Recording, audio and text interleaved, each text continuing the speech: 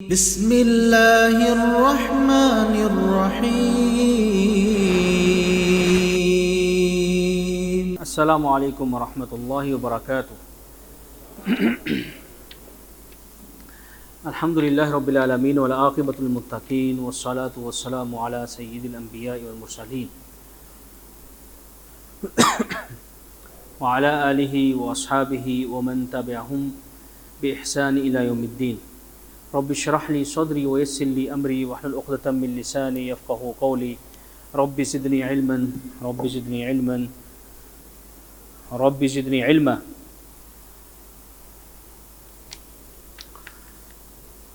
قال اللہ تعالی فی القرآن المجید والفرقان الحمید: یا ایھا الذین آمنوا اطیعوا اللہ واطیعوا الرسول ولا تبطلوا اعمالکم۔ صدق اللہ العظیم۔ ہر قسم کی حمد و ثنا، تعریفات، تمحیدات اللہ رب العالمین کے لیے خاص ہیں۔ لاکھوں کروڑوں درود و سلام ہوں آقائے دو جہان سید الاولین والآخرین جناب محمد رسول اللہ صلی اللہ علیہ وسلم کی ذات گرامی پر۔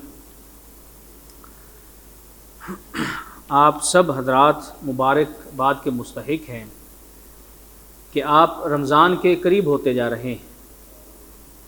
رمضان بس آنے کو ہے۔ آج 7 تاریخ ہے، تو 23 دن پیچھے ہیں، یا 22 دن بھی لگا لیں، تو انشاءاللہ العظیم ہم ایک ایسے مہینے میں داخل ہونے والے ہیں جس کے اندر برکتیں ہی برکتیں ہیں، جس مہینے کے اندر رحمتیں ہی رحمتیں ہیں، جو مہینہ لوگوں کی آنکھوں کا تارا اور سلف صالحین جس مہینے کا 6 مہینے تک انتظار کرتے تھے، اور وہ مہینہ جو برکتوں سے بھرپور ہے۔ قرآن اسی مہینے میں نازل ہوا، اور اسی مہینے میں ایک رات ہے جسے لیلۃ القدر کہا جاتا ہے۔ 1000 مہینے سے بہتر رات ہے۔ اور روزہ، جس کے بارے میں اللہ تعالیٰ فرماتے ہیں الصوم لی وانا اجزی بہ، یہ روزہ میرے لیے ہے، میں ہی اس کی جزا دوں گا، اجر دوں گا۔ بہت عظیم مہینہ۔ ایک تو اپنے آپ کو اس مہینے کے لیے تیار کریں، کمر کس لیں، ذہن کے اندر بٹھا لیں کہ ایک پاکیزہ اور بابرکت مہینہ آنے والا ہے۔ اور اس مہینے سے پہلے اس مہینے میں رجب کا جو مہینہ ہے، شعبان کا جو مہینہ ہے، اس مہینے کے اندر بھی رسول اکرم صلی اللہ علیہ وسلم کا جو طریقہ تھا وہ کثرت کے ساتھ روزے رکھنے کا تھا۔ اگر ممکن ہو سکے تو اس مہینے میں آپ روزے رکھیں، تاکہ رمضان آنے سے پہلے کچھ نہ کچھ آپ کی پریکٹس ہو جائے اور رمضان خیر و عافیت کے ساتھ گزر جائے۔ ورنہ عموماً یہی ہوتا ہے کہ جب رمضان شروع ہوتا ہے، جن کی عادت نہیں ہوتی تو ان کی طبیعت خراب ہو جاتی۔ افطاری میں ہمارے ہاں قسم کے بندوبست ہوتے ہیں، تلی ہوئی چیزیں، اور سحری بھی ایسے۔ تو وقت کے اختلاف کی وجہ سے عام طور پر ہم کھانا صبح کو ذرا لیٹ کھاتے ہیں، لیکن رمضان کے اندر اذان سے پہلے کھانا پڑتا ہے، جس کی وجہ سے روٹین چینج ہو جاتی ہے، تو بھی مسئلہ آتا ہے۔ تو اس لیے اس مہینے کے اندر آپ اپنی کچھ نہ کچھ پریکٹس کر لیں۔ آج کا ہمارا درس اسی مہینے کے متعلق ہے، اور اس مہینے کے متعلق تقریباً میں نے 10 پوائنٹ جمع کیے ہیں جو کہ آپ حضرات کے سامنے میں رکھنا چاہتا ہوں۔ لیکن اس میں جو مین پوائنٹ ہے، مین نقطہ ہے، مرکزی جو نقطہ ہے، وہ یہ ہے کہ آج 7 ہے، ٹھیک 7 دن بعد، یعنی 7 دن گزریں گے تو 15 شعبان کی رات آئے گی۔ تو اس رات کو جو لوگ کرتے ہیں اس کی کیا حقیقت ہے؟ کیا ایسا کرنا چاہیے کہ اس طرح کرنے سے ہمارے اعمال بننے کی بجائے کہیں برباد تو نہیں ہو رہے، کہیں ہمارا معاملہ خراب تو نہیں ہو رہا؟ ہم جس کو ثواب سمجھ کے کر رہے ہیں، کیا وہ واقعتاً ثواب ہے، اور اس سے کیا واقعتاً ہمیں اجر ملے گا؟ ان چیزوں پر آج ہم انشاءاللہ روشنی ڈالیں گے۔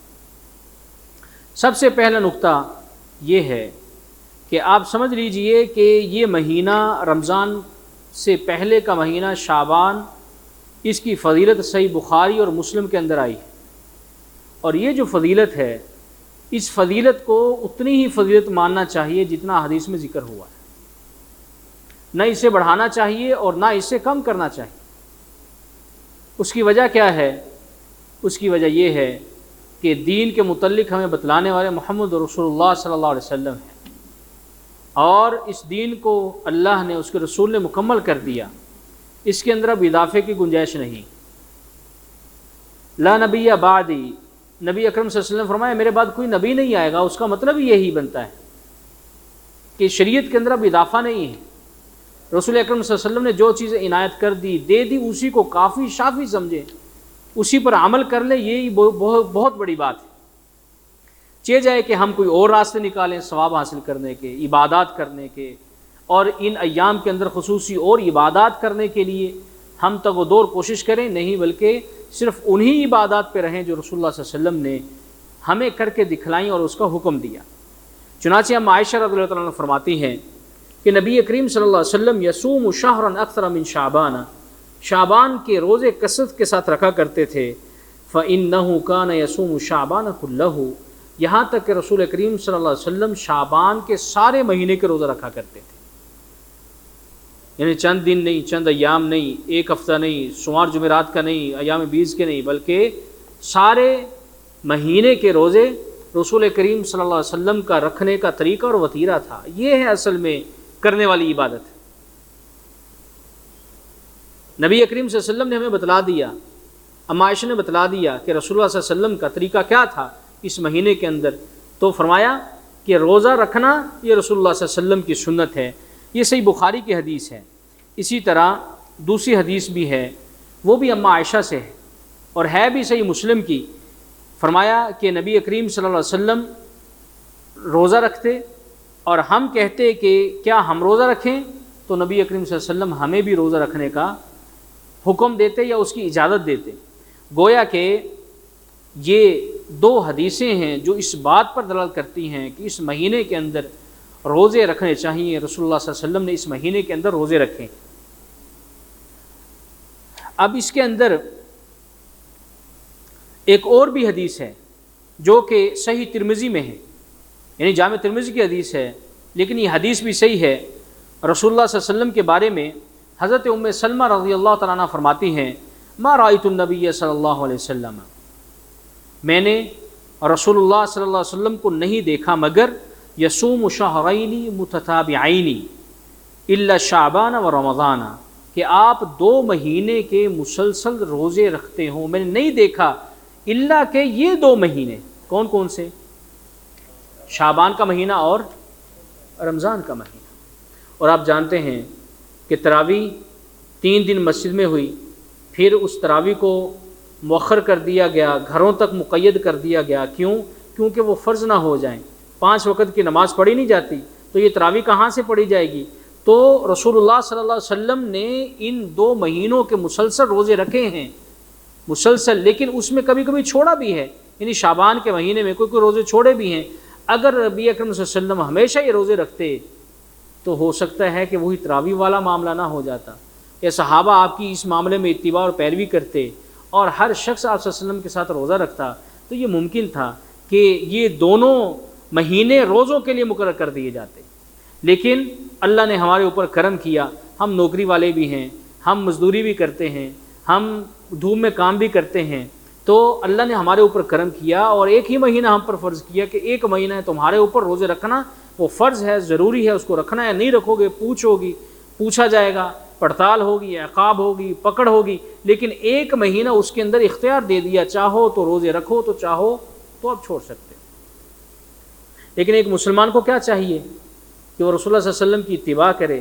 اسے کیا چاہیے اس دنیا سے ماں سوائے یہ کہ وہ اپنی آخرت کو بہتر کر لے؟ اسے کیا چاہیے کہ وہ اپنے آخرت کے گھر کو مضبوط کر لے؟ اسے کیا چاہیے کہ اس دنیا فانی سے بالآخر اس نے جانا ہے، نکلنا ہے یہاں سے، تو اپنے اس جسم کو چھوڑ کے، اپنے اس مال کو چھوڑ کے، اپنی اس دنیا کو چھوڑ کے یہاں سے جانا ہے، تو آخرت کے لیے وہ کیا کرتا ہے؟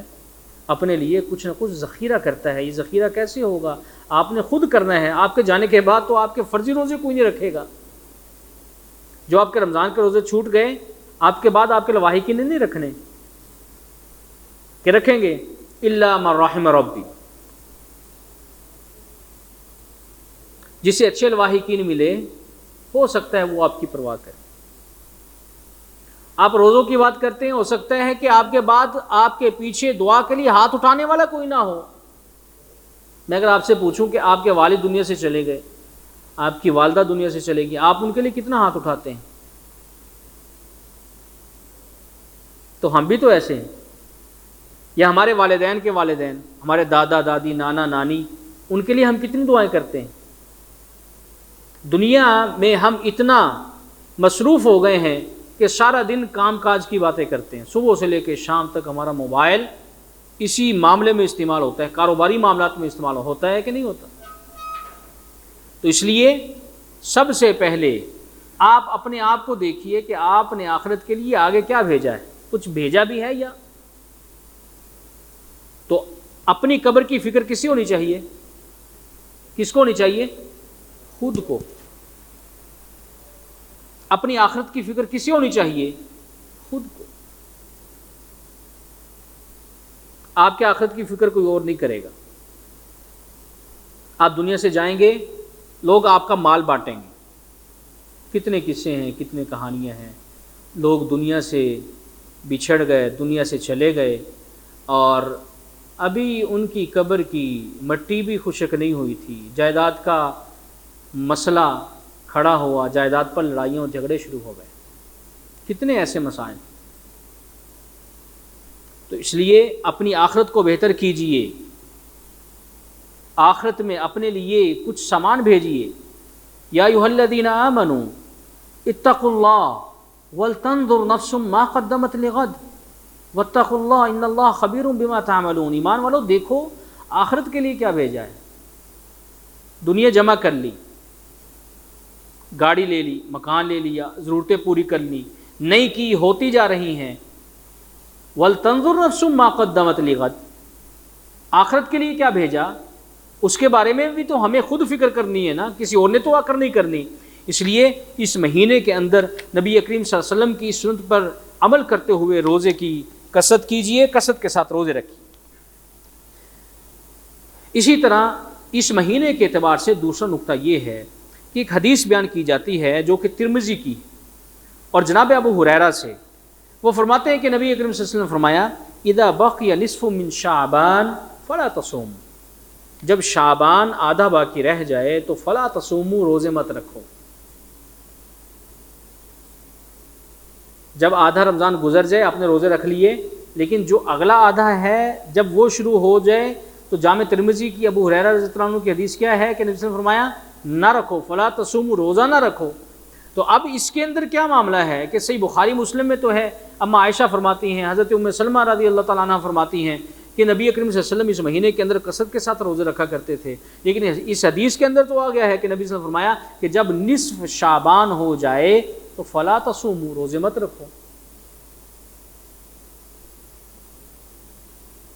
معارض ہو گئے کہ نہیں؟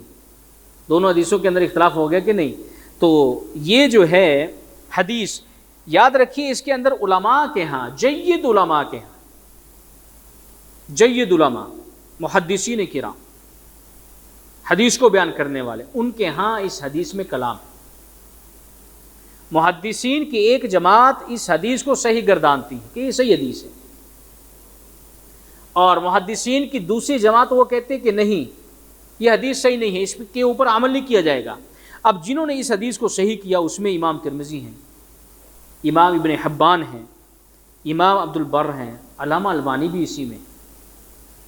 لیکن جنہوں نے اس حدیث کو ضعیف کہا اس میں امام احمد ہیں، بڑا نام، اور اسی طرح حضرت محمد ابن صالح العثیمین رحمہ اللہ ہیں.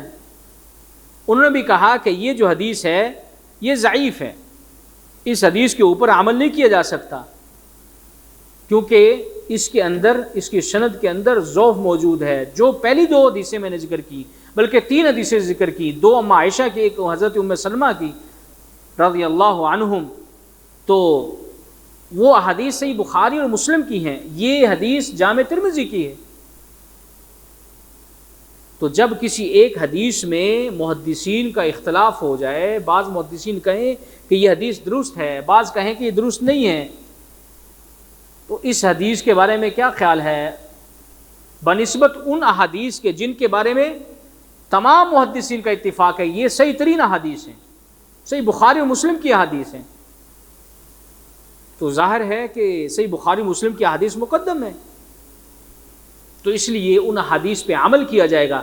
البتہ جن علماء نے اس حدیث کو قابل عمل قرار دیا اور اس کے ضعف کو انہوں نے ثابت نہیں کیا، بلکہ انہوں نے کہا کہ یہ حدیث صحیح درجے تک پہنچ جاتی ہے، حسن درجے تک پہنچ جاتی ہے، تو انہوں نے کہا کہ اس حدیث کا مطلب کیا ہے، کہ اس حدیث کا مطلب یہ ہے کہ بعض لوگوں کو بعض اوقات روزے نہیں رکھنے چاہیے۔ جیسے اگر کوئی شخص اس مہینے کے اندر کثرت کے ساتھ روزے رکھتا ہے تو رمضان میں جا کے تو وہ سست پڑ جائے گا۔ جیسے رمضان میں ہماری حالت ہوتی ہے، پہلے دن تراویح میں مساجد باہر بھی صفیں ہوتی ہے ہماری حالت کے نہیں، پہلے دن سب نے قرآن اٹھایا ہوتا ہے اور قرآن مجید کی تلاوت ہو رہی ہوتی ہے، لیکن جوں رمضان گزرتا جاتا ہے تو آخر میں کیا ہوتا ہے، 27ویں رات تو ہم سمجھتے ہیں کہ بس 27ویں رات ہے اصل میں رمضان کے ختم ہونے کی، رمضان 27 کو ختم ہو جاتا ہے، اس کے بعد نہ لوگ تراویح کی طرف توجہ کرتے ہیں، نہ لوگ قرآن مجید کی تلاوت کی طرف توجہ کرتے ہیں، نہ صدقہ خیرات کی طرف توجہ کرتے ہیں، نہ 29ویں رات جو کہ طاق رات ہو سکتی ہے اس کی طرف لوگ توجہ کرتے ہیں، ہوتا ہے ایسا کہ نہیں؟ تو اس لیے علماء نے کہا کہ ایسے شخص کو یہ روزے یعنی شعبان کے آخری 15 دن چھوڑ دینے چاہیے تاکہ جب رمضان آئے تو وہ اچھے طریقے سے ایکٹیو ہو جائے۔ اسی طرح بعض علماء نے اس کا جواب یہ دیا ہے کہ جو شخص اگر اس حدیث کو صحیح مان لیا جائے، اس پہ عمل کرنا ہو، تو علماء نے یہ بتلایا ہے، یہ طریقہ بتلایا ہے کہ جو شخص جمعرات کا اور سوموار کا روزہ رکھتا ہے وہ شعبان کے آخری 15 ایام کے اندر روزہ رکھ سکتا ہے، اگر اس حدیث کو صحیح مان لیا جائے۔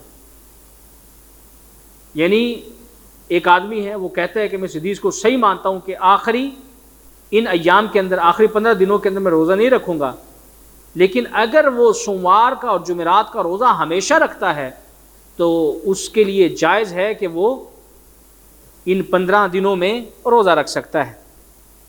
اسی طرح ایک خاص روزہ جو کہ 15 شعبان کا رکھا جاتا ہے، اس کا کیا معاملہ ہے؟ اگر اس حدیث کو مان لیا جائے کہ جب 15 شعبان ہو جائے 15 کے بعد روزہ ویسے نہیں رکھنا، تو وہ تو 15 کے اندر آ گیا، وہ تو معاملہ ہی حل ہو گیا۔ یعنی جو لوگ 15 تاریخ کا روزہ رکھتے ہیں، گویا کہ 15 کی تاریخ پہلے 15 سے نکل گئی نا، تو اس دن کا روزہ رکھنا گویا کہ کیا ہے کہ وہ آٹومیٹک اس حدیث کے اندر آ جاتا ہے۔ اور یہ جو روزہ رکھا جاتا ہے خصوصاً باقی تمام روزوں کو چھوڑ کر 15 تاریخ کا جو روزہ رکھا جاتا ہے یا رات کا قیام کیا جاتا ہے، یہ سنت سے ثابت نہیں، کسی حدیث سے ثابت نہیں، اور جو لوگ اس کے اوپر حدیث پیش کرتے ہیں وہ حدیث بھی درست نہیں ہے، اور ایسی ایسی احادیث گھڑی گئی ہیں من گھڑت اور ضعیف اور منکر نبی اکرم صلی اللہ علیہ وسلم کی طرف منسوب کی گئی ہیں جن کا حقیقت کے ساتھ کوئی تعلق نہیں۔ بعض لوگ کیا کرتے ہیں کہ پورا مہینہ روزہ نہیں رکھیں گے، لیکن جو ہی 15 شعبان آئے گی تو 15 شعبان کو روزہ رکھیں گے، کیونکہ وہ سمجھتے ہیں کہ اس کا حدیث کے اندر بہت زیادہ اجر بیان کیا گیا، حالانکہ بات ایسی نہیں ہے۔ کوئی ایک صحیح حدیث ایسی نہیں ہے جس کے اندر 15 شعبان کے روزہ رکھنے کی فضیلت بیان کی گئی ہو۔ جیسے میں نے شروع میں ذکر کیا کہ ایک مسلمان کو چاہیے کہ وہ اللہ اور اس کے رسول کی اتباع کرے، اس کی پیروی کرے، نہ کہ وہ اپنے نئے طریقوں کو ایجاد کرے اور نئی عبادات لائے، کیونکہ اللہ تعالیٰ نے تو فرما دیا الیوم اکملت لکم دینکم واتممت علیکم نعمتی ورضیت لکم الاسلام دینا، دین تو مکمل ہو گیا، اب اس کے اندر اضافے کی گنجائش نہیں۔ تو اس لیے یہ تیسرا نقطہ ہے کہ 15 شعبان کا روزہ نہیں رکھا جائے گا، بشرطے کہ آپ اگر پورے مہینے کا روزہ رکھ رہے ہیں تو رکھ سکتے ہیں۔ پہلی شعبان سے آپ شروع ہوئے، رکھتے جا رہے ہیں تو اس کے اندر 15 کا آ گیا، تو آپ کے ذہن میں یہ نہیں ہے کہ اس کی کوئی علیحدہ سے فضیلت موجود ہے، بلکہ آپ کی وہ روٹین کا حصہ ہے۔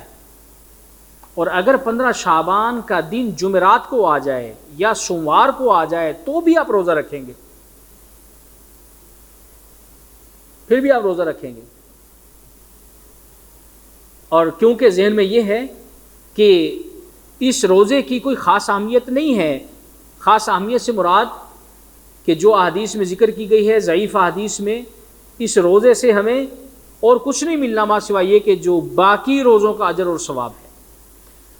اسی طرح چوتھا نقطہ یہ ہے کہ نصف شعبان کی رات کو قیام کرنا لوگ کثرت کے ساتھ کرتے ہیں، مساجد آباد کی جاتی ہیں۔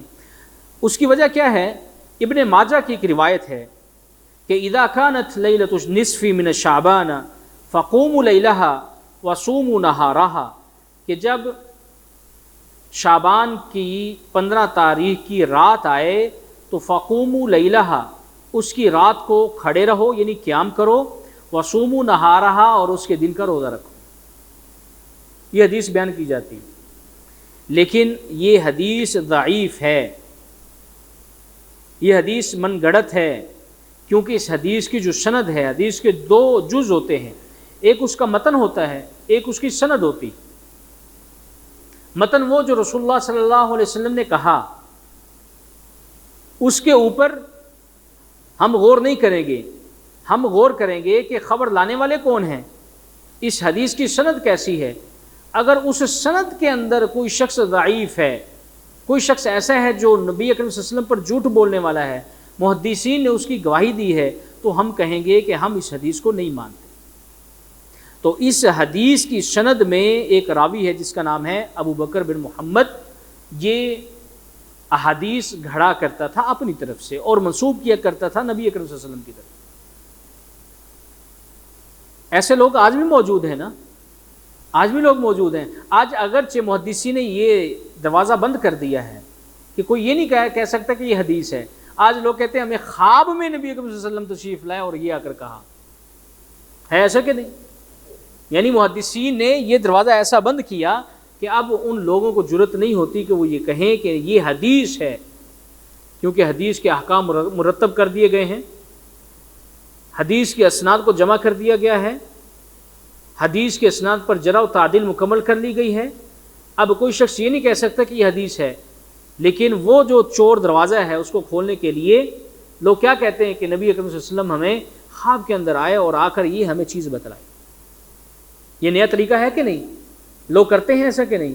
یہی طریقہ سمجھے کہ پہلے زمانے میں تھا کہ لوگ کہتے تھے کہ یہ بات نبی اکرم صلی اللہ علیہ وسلم نے کہی ہے۔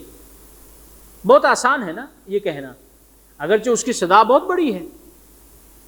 من کذب علی متعمدا فلیتبوأ مقعدہ من النار، نبی کریم صلی اللہ علیہ وسلم فرماتے ہیں جس نے مجھ پر جھوٹ بولا وہ جہنم کے اندر اپنا ٹھکانہ بنا لے، اپنی جگہ بنا لے۔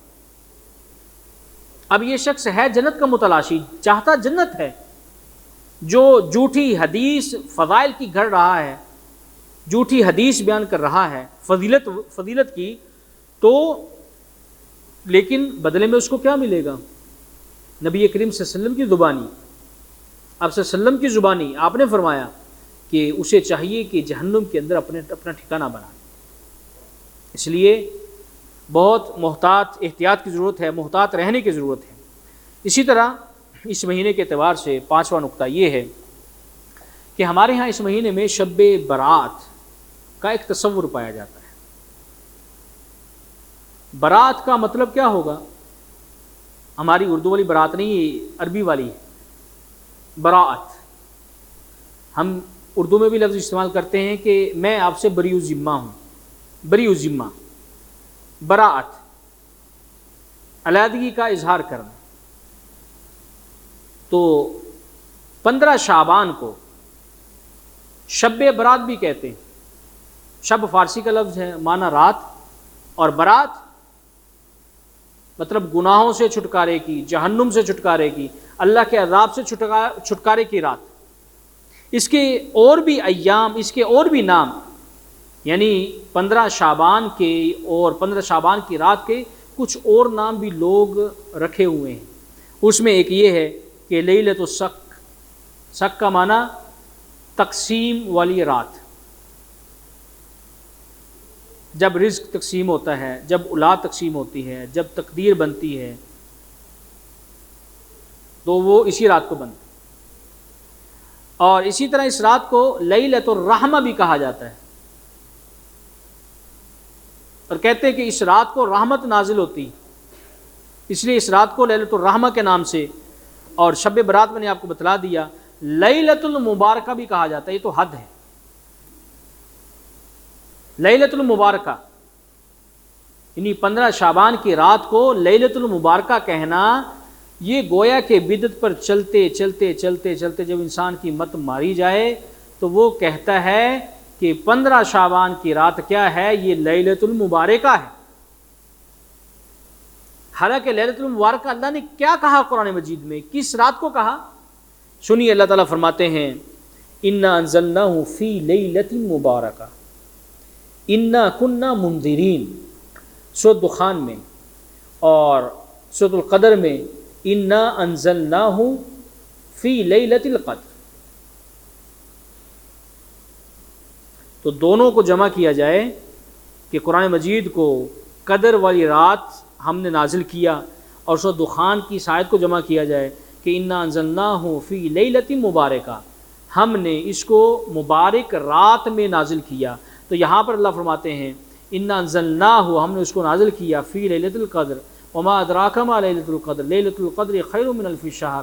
تو دونوں آیتوں کو جمع کیا جائے تو پتہ چلتا ہے کہ لیلۃ المبارکہ رمضان کے اندر ہے، شعبان کے اندر نہیں۔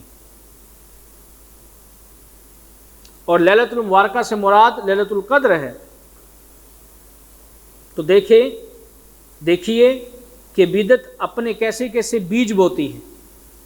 پہلے اس کا نام شب برات رکھ دیا، لیلۃ البراء، پھر رکھ دیا لیلۃ الرحمہ، رحمت والی رات، پھر رکھ دیا لیلہ المبارکہ۔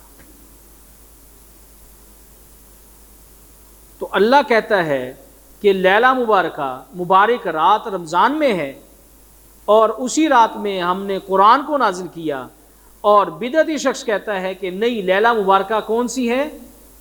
شعبان کے اندر 15ویں رات۔ تو اللہ سے اختلاف ہوا کہ نہیں ہوا؟ اور کس بنیاد پر ہوا؟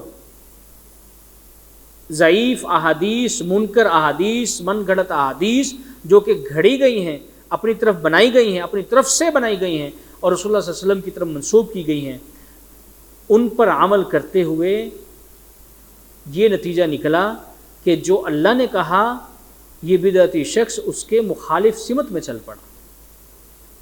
نقصان ہے کہ نہیں؟ اللہ اکبر کبیرہ۔ تو اللہ تعالیٰ تو فرماتے ہیں هل اتاک حدیث الغاشیہ وجوہ یومئذ خاشعہ عاملۃ ناصبہ، تھکے ہوئے عبادت کر کر کے جب اللہ کے پاس آئیں گے ان کے لیے کوئی جنت نہیں ہوگی بلکہ گھولتا ہوا پانی ہوگا، سزا ہوگی۔ یہ کون لوگ ہیں؟ یہ وہی لوگ ہیں جنہوں نے دین کو کھلونا بنا دیا۔ اللہ کہتا ہے مبارک رات رمضان میں ہے، ہم نے اسی رات کے اندر قرآن مجید کو نازل کیا، اور یہ شخص کہتا ہے کہ نہیں، 15 کو جاگو، قیام کرو، نماز پڑھو، 4 رکعتوں کی نماز، 6 رکعتوں کی نماز پڑھو، اور اس کے اندر 41 بار قل اللہ احد پہلی میں تلاوت کرو، دوسرے میں قل اعوذ برب الفلق پڑھو۔ مختلف طریقوں کو یہ بتلاتا ہے اور کہتا ہے کہ آپ کو اتنا اجر ملے گا۔ ایک حدیث ضعیف منگھڑت حدیث میں پڑھ رہا تھا کہ اللہ تعالیٰ 100 فرشتوں کو نازل کرتے ہیں اس رات کو، ضعیف حدیث ہے، اور 30 اس کی رحمت کی دعائیں کرتے ہیں، 30 اسے شر سے بچاتے ہیں، اور 30 اس کو رزق عنایت کرتے ہیں، اور 10 اس کی حفاظت کرتے ہیں۔ ہاں جی، 100 پوری کی ہوئی، 30 یہ 30 یہ 30 یہ اور 10۔ متنبہ رہیں شب برات، کوئی بھی رات ہو سکتی ہے، یعنی جہنم سے آزادی کی کوئی بھی رات ہو سکتی ہے جب آپ توبہ کر لیں۔ توبہ اللہ دیتا نہیں ہے، آپ کو وصول کرنی پڑتی۔ توبہ تو اتنا بڑا انعام ہے، اس سے تو سارے گناہ مٹ جاتے ہیں، سارے گناہ دھل جاتے ہیں، وہ آپ کو کیسے ایسے کوئی دے دے گا؟ آپ طلب کریں اللہ سے، روتے ہوئے، گڑ گڑاتے ہوئے، اپنے گناہوں کی معافی مانگتے ہوئے، اللہ سے عہد کرتے ہوئے کہ اللہ آئندہ سے میں گناہ نہیں کروں گا، کبیرہ گناہ کا ارتکاب نہیں کروں گا، پھر جا کر شاید کہیں اللہ تعالیٰ آپ کی توبہ قبول کرے۔ علماء نے جو توبہ کی شرائط لکھی ہیں اس کے اوپر تو شاید کوئی اترتا ہو کہ ہمیشہ اپنے گناہوں پر، یعنی جن پر آپ نے توبہ مانگی ہے، ہمیشہ اس کے اوپر شرمندہ رہنا اور کبھی دوبارہ اس کو کرنے کا ارادہ نہ کرنا۔ تو اس طرح اگر کوئی شخص توبہ مانگتا ہے تو اللہ تعالیٰ اس کو توبہ عنایت کرتا ہے، ورنہ توبہ بھی اللہ کسی کو نہیں دیتا۔ جہنم اللہ نے کس سے بھرنی ہے؟ اعدت للکافرین، کیا کافر سے مراد صرف یہ ہے کہ جو کلمہ نہ پڑھے؟ بلکہ کافر سے مراد تو یہ ہے کہ جو اللہ کا کہنا نہ مانے۔ ابلیس نے کون سا اللہ کا انکار کیا تھا؟ کفر کیا تھا نا، اللہ کے ساتھ شرک کیا اس نے۔ ابلیس نے اللہ کے ساتھ شرک کیا تھا؟ نہیں، اللہ کا کہنا نہیں مانا، وہ کفر کے اندر آ گیا۔ کفر کا مطلب انکار کیا، اللہ کے حکم کا انکار کیا۔ اور آدم علیہ السلام نے بھی اللہ کے حکم کا انکار کیا، جس سے روکا تھا اس کا ارتکاب کیا۔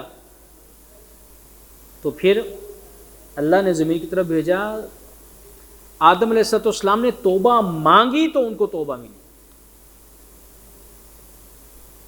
فتاب علیہ، توبہ طلب کی، پھر اللہ نے اس کو عنایت کی۔ تو کوئی بھی رات، کوئی بھی دن، وہ برات کا دن، برات کی رات ہو سکتا ہے، بشرطے کہ آپ اللہ کی طرف راغب ہوں، آپ اللہ سے طلب کریں، آپ اللہ سے مانگیں، تو پھر اس کے بعد آپ کہہ سکتے ہیں کہ آج میری جہنم سے آزادی ہو گئی، آج میں جہنم سے نجات پا گیا۔ اسی طرح چھٹا نقطہ یہ ہے کہ ایک حدیث ہے، وہ بھی جامع ترمذی کی، اما عائشہ رضی اللہ عنہا بیان کرتی ہیں، فقد رسول اللہ صلی اللہ علیہ وسلم لیلۃً، میں نے ایک رات رسول اللہ صلی اللہ علیہ وسلم کو گم پایا، گھر میں تھے تو بعد میں نے دیکھا مجھے ملے نہیں، فخرجت فاذا هو فی البقیع، تو میں آپ صلی اللہ علیہ وسلم کے پیچھے گئی تو میں نے دیکھا کہ آپ بقیع کے قبرستان میں۔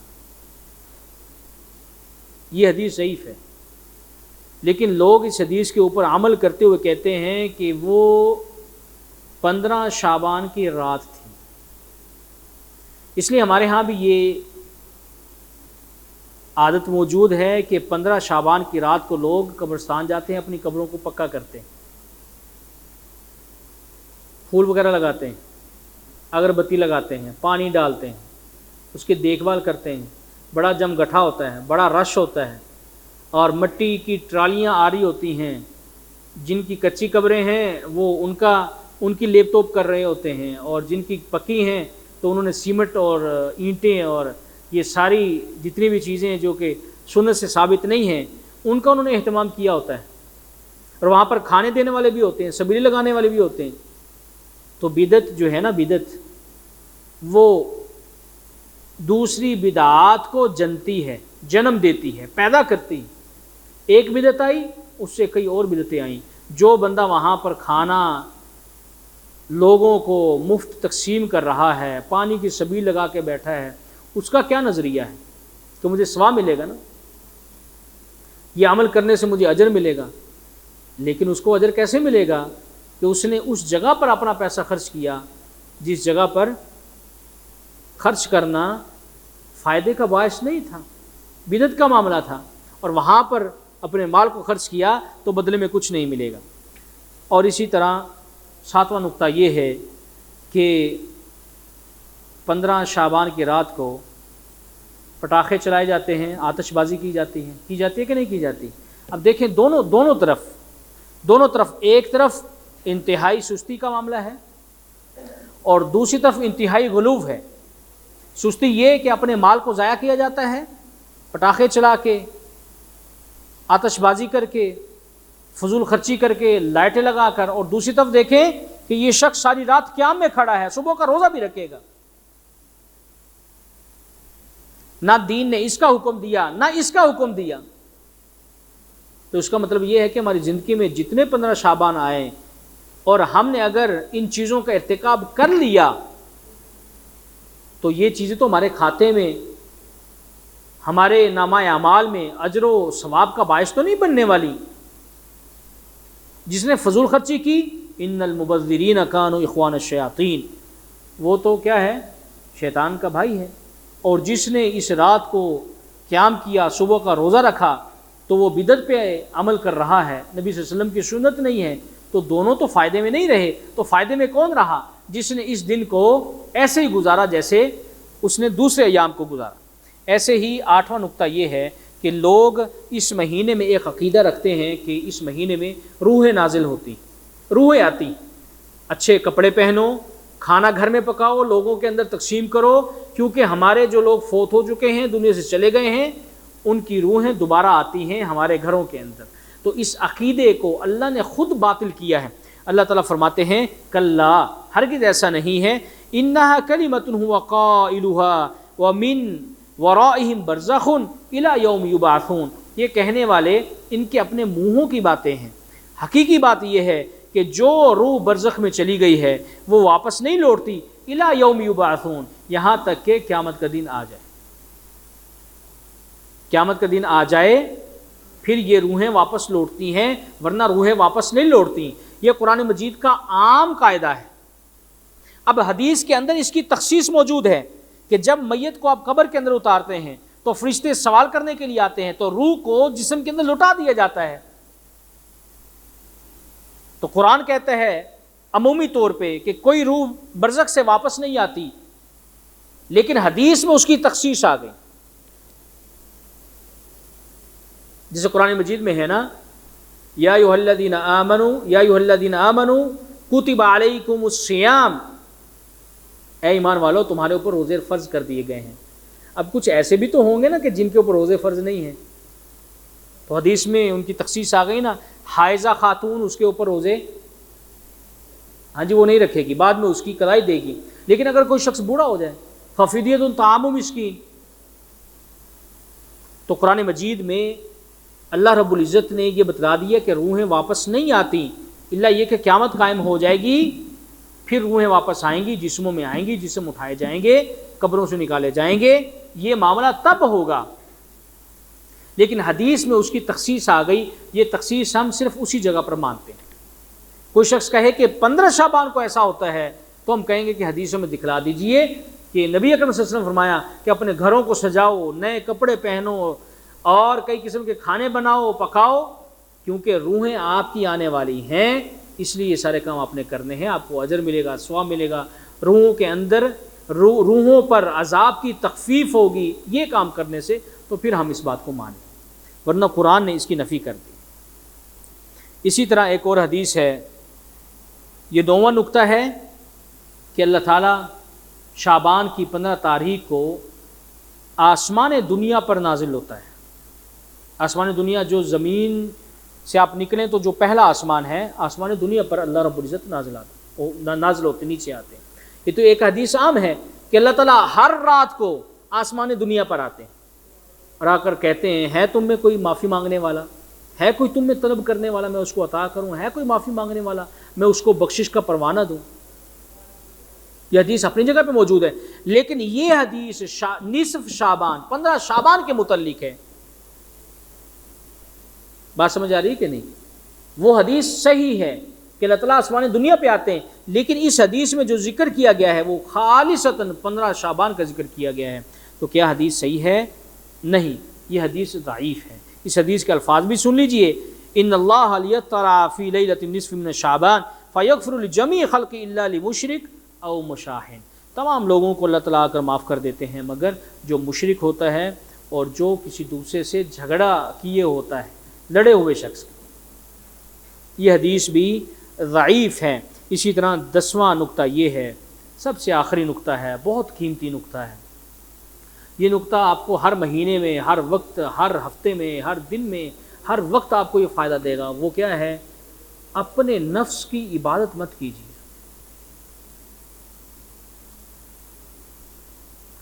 یعنی اپنی خواہش کی پیروی مت کیجیے۔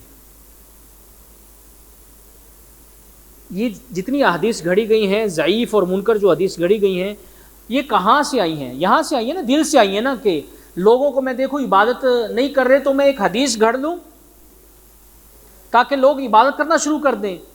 یہ نفس نے کہا نا، انسان کو حکم دیا نا، انسان کے نفس نے کہا، جو اس کا برا نفس ہے اسی نے حکم دیا کہ آپ ایسا کرو۔ یہ دعوت کا غلط طریقہ ہے۔ دعوت وہی مقبول ہے جو اللہ کے رسول صلی اللہ علیہ وسلم نے ہمیں سکھلائی ہے۔ کیا رسول اللہ صلی اللہ علیہ وسلم کا قول کافی نہیں ہے کافی کہ نہیں؟ کافی نہیں ہے؟ سو گئے ہیں کیا؟ رسول اللہ صلی اللہ علیہ وسلم کا قول کافی نہیں ہے ہمارے لیے؟ حکم کافی نہیں ہے؟ آپ صلی اللہ علیہ وسلم کے قول فرمان پر ہم قربان، ہماری جان قربان، ہمارا مال قربان، ہماری آل اولاد قربان۔